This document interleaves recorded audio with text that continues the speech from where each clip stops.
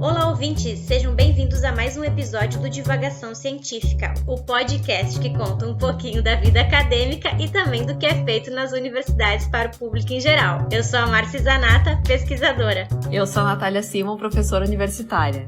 E hoje nós vamos conversar sobre saúde mental e dificuldades enfrentadas pelos pós-graduandos na escrita e finalização do mestrado e doutorado. Para falar sobre o assunto, convidamos o recém-doutor Gustavo Bolzan. Uhul! Então, primeiramente, gostaríamos de agradecer a participação e disponibilidade do Gustavo em divagar e comentar um pouco da sua história conosco. Então, Gustavo é graduado em Química e Licenciatura pela UFSM, Universidade Federal de Santa Maria, mestre e doutor pela URGS e atualmente bolsista de pós-doutorado na UFSM. Olá, Gustavo, como está? Olá, Marci, olá, Nath, minhas duas amigas profundas, queridas. Quer contar pra gente um pouquinho de como foi essa tua finalização, quando que tu terminou o doutorado e como foi esse teu processo? Eu terminei a escrita da tese mais ou menos por fevereiro e eu defendi talvez em junho. Foi durante o processo da pandemia. Eu terminei de escrever um pouquinho antes de fechar a pandemia no Brasil. E eu defendi no início ainda dos 2 primeiros meses que ficou fechado.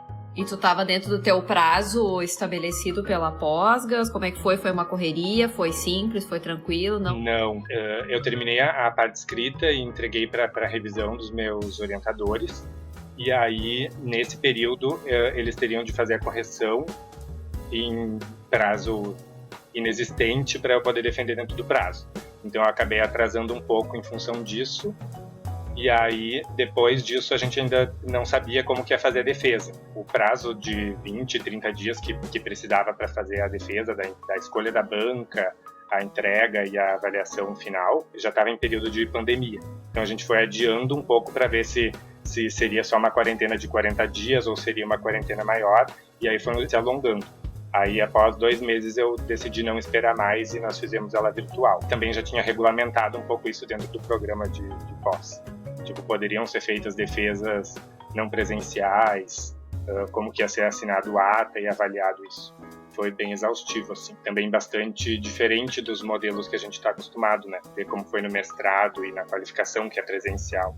Sim, acho que uma dificuldade acrescida aí, porque era, além da dificuldade de finalização do doutorado, era tudo novo, essa parte da pandemia e de apresentar online, e de tu não olhar pra cara da tua banca e ver o que eles estão pensando. Ver o que tá acontecendo. Sim. Mas uma das coisas que me deixou mais nervoso, porque assim, normalmente eu fico um pouco ansioso para fazer apresentações, de qualquer defesa, qualificação, apresentações em geral.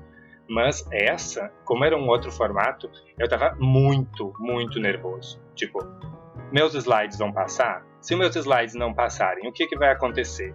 E se o meu vídeo travar? E se o meu áudio travar? E se eu perder a conexão, como que eu vou saber que não estão mais me ouvindo? Porque em teoria ninguém fala. Então, foi muito esquisito tu falar pra absolutamente nada e tu não sabe se as pessoas estão recebendo aquilo que tu tá falando. Uhum. Eu só conseguia ver a minha apresentação, então eu fui na fé. Eu disse, se travar alguma coisa e não der pra ouvir, que me perguntem depois. Mas então, Gas, essa tua finalização do doutorado foi tranquila? Como é que foi, assim, tu achas que tua saúde mental manteve-se inabalada? Ou quais são as maiores dificuldades que tu sentiu?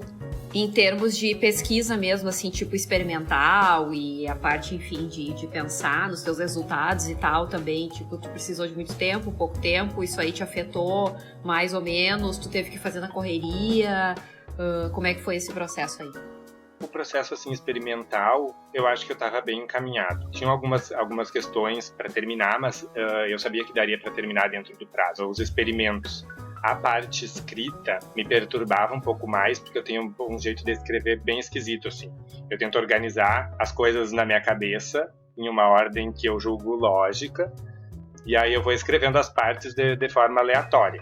Normalmente o que fica escrito primeiro é a parte de materiais e métodos, que eu vou copiando do caderno do laboratório ou fazendo meio em paralelo.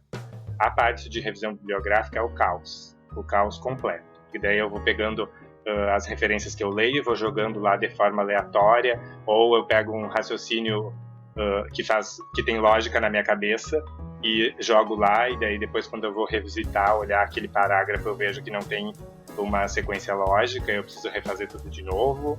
E a parte de discussão, que eu sei que é a que mais me dá trabalho, porque eu gosto de ter o conjunto inteiro dos dados. Eu até consigo descrever os dados em separado, mas para fazer uma discussão um pouco mais sofisticada dos dados, eu gosto de ter todos eles visual. Às vezes eu só faço na mão mesmo, num papel, uns rabiscos, assim. Uhum.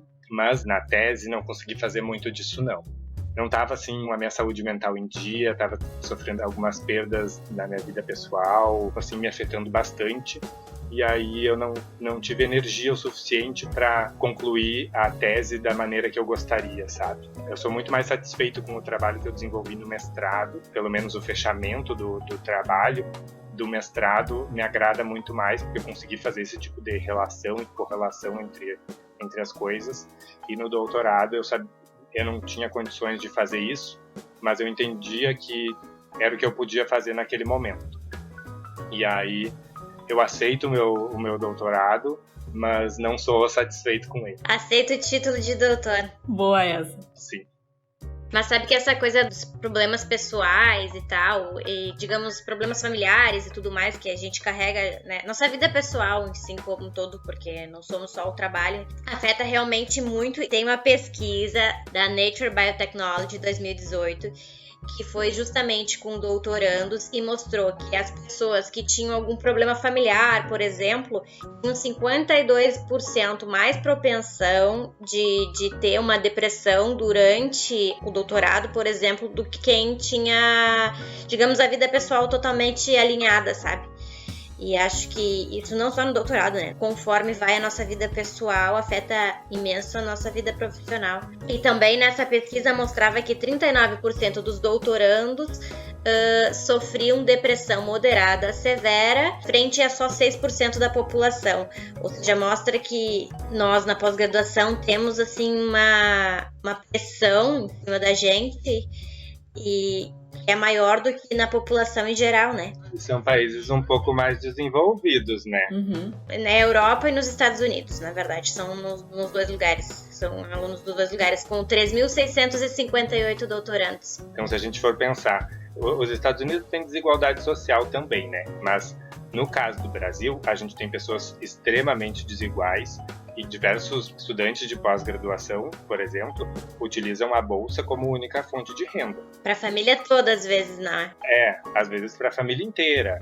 Às vezes, uma terapia, alguém que te ajude a organizar teu sentimento, tuas emoções, porque a gente não tem educação emocional, né? Então, vamos combinar que no Brasil a educação emocional não existe. Não é um tema discutido nas escolas. E quem tem o privilégio de conseguir fazer um acompanhamento disso, acaba conseguindo ser um pouco mais robusto frente a essas questões. Mas no caso dos pós-graduandos, eu acho que rola uma expectativa muito grande. Por exemplo, você faz parte do programa de pós-graduação tal. Esse programa de pós-graduação é excelência. Então você já carrega aí uma carga de pressão. O meu trabalho precisa ser de excelência conceito 7 CAPES. O meu trabalho precisa ser conceito nananana. Uhum. Aí tem a questão de orientadores, né? Meu orientador é nível 1 do CNPq. O que você espera dos alunos desse orientador? Aí você precisa atingir, no mínimo, um nível 1 CNPq. E aí, assim, a gente vai carregando diversas expectativas que não são nossas, né? Sim. Mas que acabam pressionando muito até inconscientemente, às vezes, o nosso jeito de trabalhar, o nosso jeito de produzir também. Exato. Enquanto o Gus falava também de buscar ajuda, né? E aí tem a questão dessa bolsa, às vezes dependem muitas pessoas, né? Enfim, e isso me fez pensar também que para buscar uma ajuda de um profissional, para tentar ajudar nessas questões emocionais, tu precisa de dinheiro, né? claro que algumas universidades oferecem alguns serviços gratuitos, né? Eu tava vendo aqui que a URGS, não sei se tu chegou a fazer esse curso, Gus, mas eu me lembro que quando eu tava no doutorado, eu acho que ele já era oferecido, que se chama Termine Sua Tese. Eu recebi convite. Pois é, era uma palestra e agora virou um curso naquele Lumina, né? Que é aqueles cursos abertos à distância e tal, que ele foi desenvolvido por uma professora do Instituto de Psicologia da URGS, a Lisiane Araújo.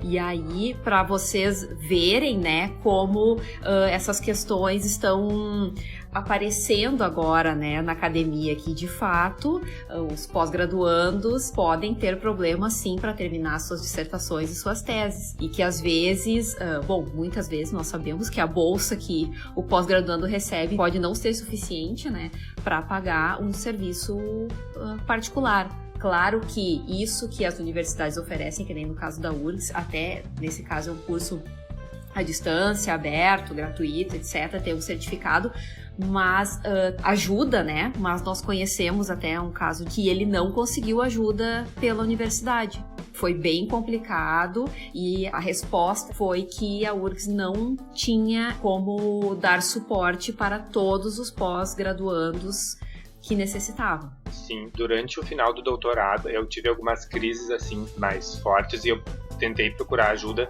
do serviço de psicologia da URGS mesmo. Uhum. E aí eu procurei e eu me lembro que eu tentei o serviço acho que umas 3 vezes.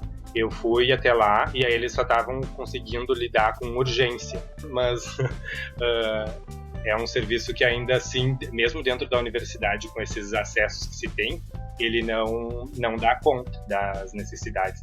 Esse serviço eu acho que era de extensão também, então ele atendia a comunidade. Uhum. E aí ficava ainda mais restrito. Sabe que aqui em Portugal, na universidade que eu tô, Universidade Nova de Lisboa, então se chama Nova Escola Doutoral, que é uma parte da Nova, toda da universidade, que é dedicada somente a cursos para mestrandos, doutorandos e muitas vezes até para orientadores, sabe? E aí tem diversos desses cursos, assim, que é para ajudar na escrita da tese, como termine sua tese. Tem até um programa que é de imersão total, que é um final de semana inteiro, que vai grupos de pessoas e eles ficam, acampado num convento num final de semana inteiro e fazem diversas atividades que é para estimular os alunos a ter dificuldades e como conseguir sair dessas dificuldades e tudo mais, e esse é especificamente para pessoas que estão no doutorado, sabe? Então é um dos cursos mais procurados, para a pessoa começar a ter conflitos dentro de si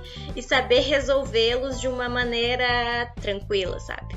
E eu acho que isso nos falta bastante. Às vezes só entender que as coisas têm solução já é meio caminho, né? Tu se obriga porque tu tá com prazo apertado, então tu tem que escrever, aí tu tenta escrever, tu não consegue escrever, isso te frustra, tu vai entrando num círculo vicioso que fica difícil de escapar, sabe?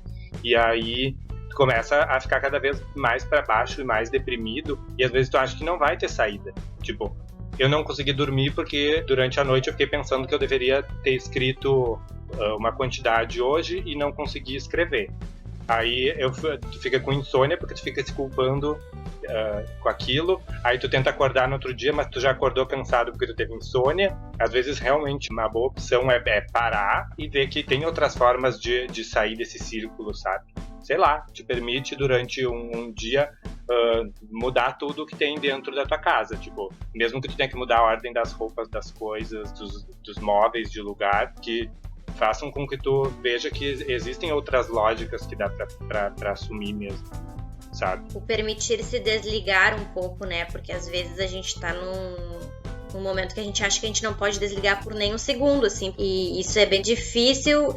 Então, às vezes é bem importante ter esse tempo para, se tiver que ficar um dia sem fazer nada, para se recuperar, para voltar mais forte. Isso é super normal de acontecer. Uma outra lógica que eu aprendi agora nesses últimos tempos é: o dia que tu tá produtivo, cumpre a tua meta do dia. Não vai até a exaustão. Aproveita que você foi produtivo e fica feliz com esse dia produtivo. Não vai até a exaustão, porque no dia seguinte tu vai te frustrar porque tu não vai estar produtivo. É uma lógica que eu tenho tentado fazer.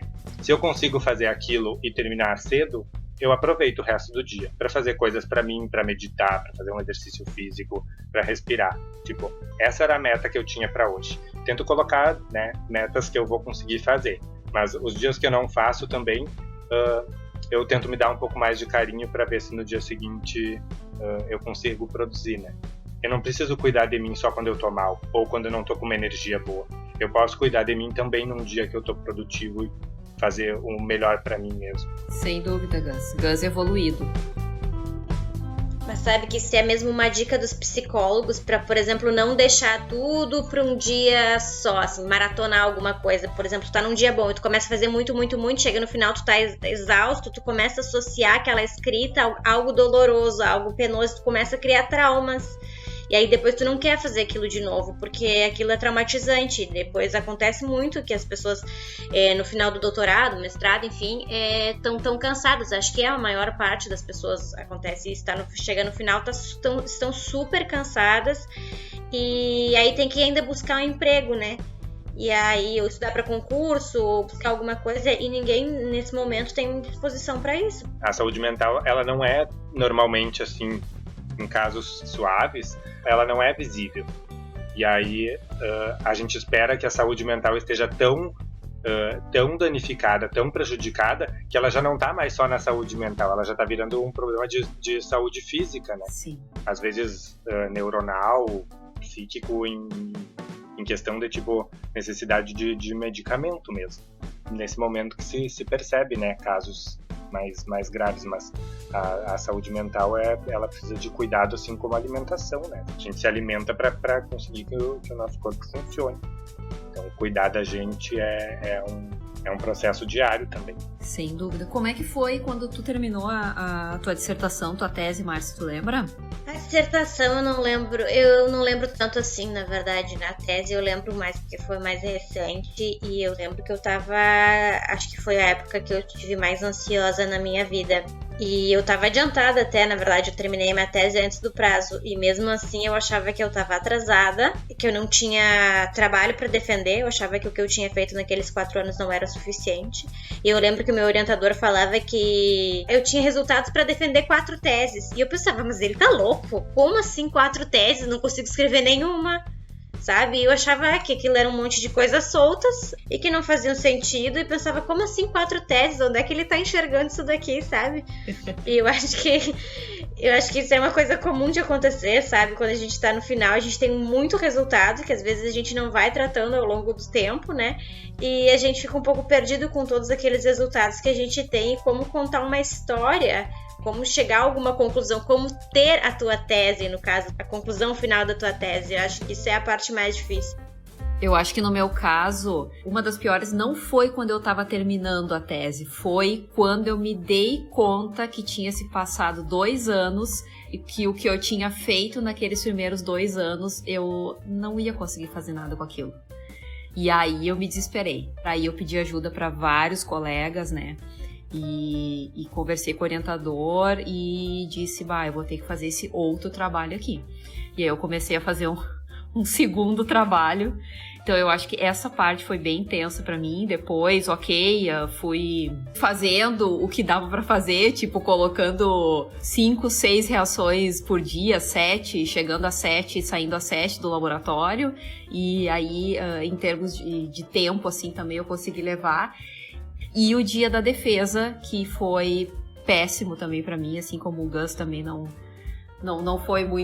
ficou muito satisfeito com o trabalho dele final escrito. Eu não fiquei satisfeita com o dia da minha defesa, nunca vou esquecer e não tem como voltar atrás, né? Então, essas coisas não adianta, marcam a gente só tem aquela chance ali, aquele dia ali, mas é que nem o Gus disse, né? O importante é tu saber que foi um momento e que passou e que aquilo faz parte da tua história, enfim. Que tu tem o título. Apesar de ser um momento de encerrar um ciclo, né? Não é aquelas 2 horas, 3 horas, 4 horas, 6 horas que às vezes demora uma defesa, que te definem, entende? Tu tá numa condição de extremo estresse, Sim. nervosíssima, porque aquela banca parece que tu é um bife e aquela banca é um bando de cachorro faminto, né? A impressão que a gente tem na maioria das vezes é essa. É óbvio que o teu cérebro não tá funcionando como ele deveria estar funcionando em condições normais. A gente se esforça, né, pra parecer sério, pra ter credibilidade, e a gente sempre acha que, tipo, se eu tiver uma postura um pouco mais como eu sou no dia a dia, eu não sou sério. Isso é bobagem, né? Essas formas que a academia vai nos obrigando. Eu tenho que escrever os resultados dessa forma. Eu tenho que fazer uma conclusão que englobe todos os resultados. Não fala sobre quem tu é, a qualidade que tu faz ciência ou que tu faz pesquisa. A gente tem que se desprender um pouco, assim, dessas... A gente tem que ser criterioso, na verdade. Porque quando a gente passa por esse processo de doutoramento dentro das universidades, a gente vai endeusando essa universidade, a gente para de criticar ela e de pensar ela como produtora de pessoas, de mão de obra científica. E a gente pode ser um pouco mais rigoroso em relação a isso. Tem trabalhos em que uma metodologia tradicional não cabe, né? Claro que a gente está falando de ciências exatas e a gente gosta dessa coisa bem regradinha, assim, bem definidinha, mas tem diversas formas de fazer ciência séria, sabe? Sim. Gus, isso me fez lembrar que tu conviveu por bastante tempo com uma pessoa que também fazia doutorado, né? E que não era em química. Era nas áreas de humanas daí, não? Sim. É diferente o processo, tu acha? Claro que não fui eu que passei pelo processo, então eu vejo como um observador, mas eu entendo como um processo um pouco diferente.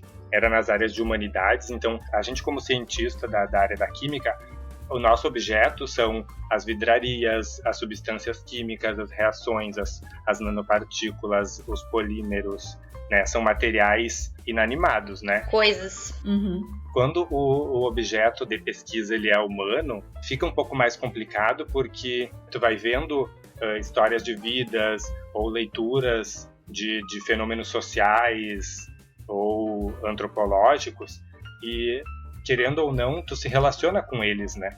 Tipo, é difícil tu se relacionar com uma reação química ou tu criar afeto pelos líquidos iônicos que tu fez, sabe? Agora, com as pessoas com quem tu trabalhou, com a classe de pessoas, às vezes, que são trabalhadas, tu tem que se relacionar, tu tem que imergir nesse mundo para conseguir sentir o que elas sentem e também tu precisa se distanciar disso para conseguir fazer uma análise de fora, sabe?